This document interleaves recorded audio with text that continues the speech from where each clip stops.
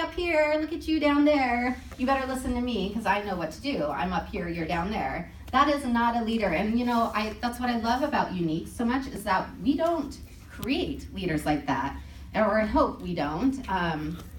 I don't personally know anyone that says, hey, look at me up here, down there, because our mission is so uplifting and empowering and validating, and it's all about sisterhood. And that's what I love about this business so much. It's not like, the corporate job when I worked at, Microsoft. It was the big boss saying, this is what you do, this is what you do every single day, run the numbers, do all these things, and report back to me, and that's it. You go home, and that person takes all the accolades and the credit for everything.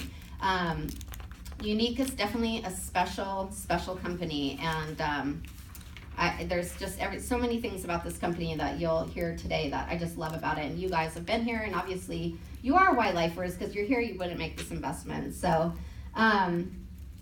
sometimes also with leadership, we feel forced to follow people because of who they are. And the other great thing about this business is that just because, Morgan Crane is your black status, but just because Morgan Crane, or just because I'm your black status, just because I'm technically your upline, doesn't mean you have to follow me. I would never want anyone to feel like they're forced to follow me as a black. If you go to Leanne Anderson because you're like, oh my God, I totally connect with her. Hi, she's UK, and she's marvelous and fantastic. But if you connect with other leaders, that's what I love in this company, is go make connections with these other leaders. Still respect your upline. I wouldn't go dogging on them or anything like that. But no one should make you feel forced, even your sponsor or anybody should make you feel forced to follow them just because they are your upline, just because they are who brought you in, or who they are your person you're supposed to report to. That is not leadership. I would never want anyone to feel forced. I want you to feel inspired to want to follow me. And that's the same message that I want all of you to walk away from, is for you to say, how can I inspire my team? How can I inspire anyone out there who has the potential to be in this business? How can I inspire them to want to be with me, who they want to choose me as their sponsor? So really, leadership is really all about influence, and it's all about inspiration.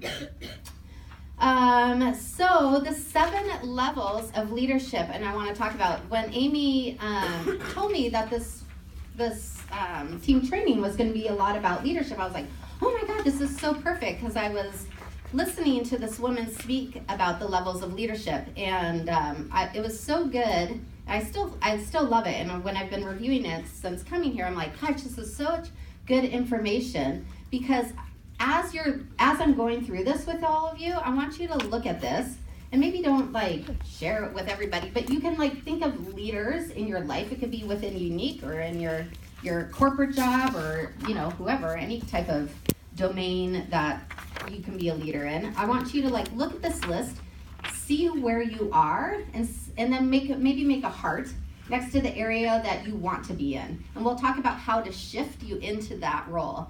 And then also think about, hopefully you don't work or know people that are escape or egoic, not that they're the worst or anything like that.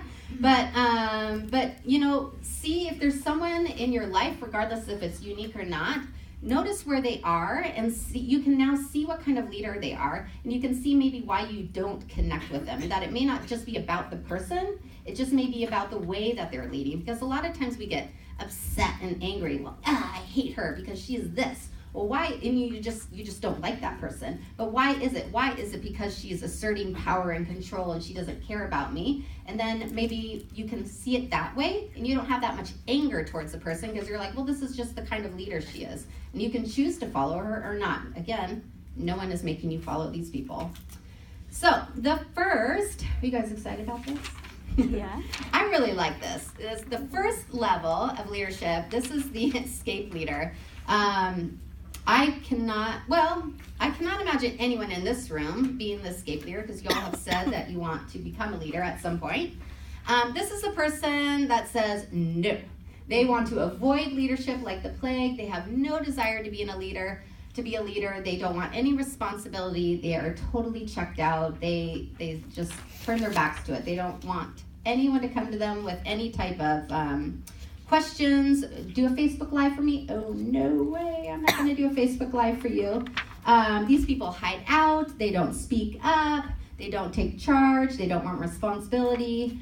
And a lot of them, they avoid speaking. Oh, wait. You enjoy watching your own side. Wait, where was it? Oh, a lot of these people fear that they can't even hold this type of position. A lot of them are like, I don't even think I can hold it. So they kind of assert this kind of feeling. They assert it so people think, oh, well, Julia doesn't want to be a leader. But really, Julia may be thinking, well, I don't really believe in myself enough that I can have it. So these people, they also enjoy watching on the sidelines. And this is what I don't like about this type of leader, is they often criticize and they comment on those around them. And you might experience that in this business. I've seen it, where people will comment and criticize, well, look at that person, look what she's doing, look what he's doing.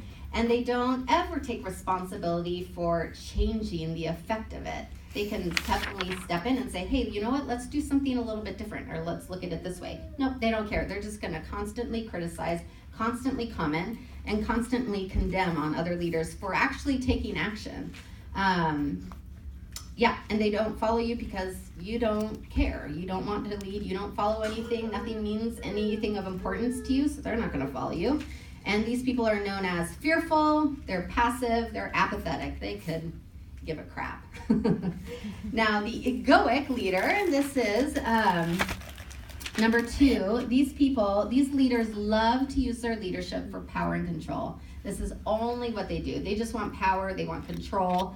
They are, how can I get to the top so that everyone can see me? How can I get to the top so I can feel more powerful, so I can feel more in control? People only follow these leaders because they fear that they have to.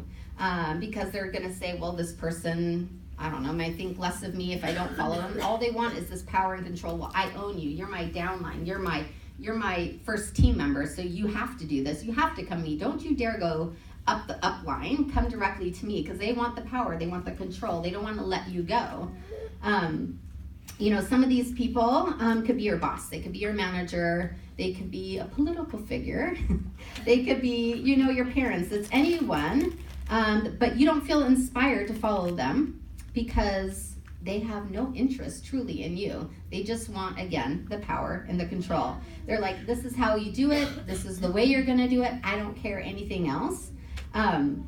These leaders are often seen as the first to get up, the first to step in, but they often step in a particular way. They step in not to serve a greater good of the group, but they step in to kind of bulldoze and take over the whole group. They don't care about anyone. They just want the attention. Their heart is not in the game. They just want all control. Not the kind of leader I think this company would do well with. These people are known as domineering, competitive, controlling, and manipulative. Again, their intention seeking, power and control people. Level 3, this is the efficient leader. This person is all about results. They want to get things done, and they do it really well. They're very effective at what they do because they get these results. There's no arguing with the results, because they are super, super efficient. You give them a task, they're like, you trust them because they're like gonna get it done. They are all about completing tasks at hand. They enjoy completing the mission. They are all about the bottom line, and they want to really lead efficiently and effectively. These people are known as focused, diligent, and effective. We don't really have an emotional connection with these people because, again, they just want the results. They have not connected with you in any way. They lack total emotional connection with you. Now, the engaging leader, which I can see there's a lot of people I know in this role. The engaging leader, this person is all about producing results based on the relationships and the deep connections they have with people, that they've built with people. They lead with their heart. They tap into the values of others. They tap into what matters most to people, and they speak to those needs and their desires. And people follow you because they trust that you truly care about them, because you have an interest with them. It's not like, hey, are you going to get your 500? Oh, okay, no? Well, how are you going to do it? Quick. Oh, I don't care. Oh, your grandma died? I don't care. Let's just get the numbers. These people are all about, they want to make connections with you. They want to know about you. It's not this whole, quick, give me the numbers type of thing as the efficient person. They really want to have this connection with people, and that's where I love about this position. And we'll talk a little bit later about what the difference is between empowering and engaging. And people trust you because they care about you. These leaders enjoy building relationships. They know everybody. They are the connectors. They're the kind of the schmoozers that walk into a room and people are like, oh yeah, I know Tina, I know Amy, I know Leanne, I know Julia, I know Sherry. I know these people because they connect and they want to meet people. It's all about, getting into a room and making those friendships and those relationships with people. Without relationships, you really cannot be a leader. You really cannot be a leader because, again, it's all about the influence. It's all about the inspiration. And when you do not have those connections with people, you really cannot be a leader because no one is going to follow you or want to follow you. Now, the next two levels I love, and these are what I like to call the leadership mastery levels. Here you have to be 100% conscious and 100% responsible every single day for achieving these things, to step into these two levels. So the empowering leader, this leader gets results done by building other leaders, by empowering them, by inspiring them, a lot of the same things as the engaging person, but they want to help them. They also want to help them rise into their own leadership. It's all about getting them to the top. It's getting them to move forward. It's not about, what was I going to say? How do I say it? It's not about me. So like if I am, let's say, an orange status and Amy is black status.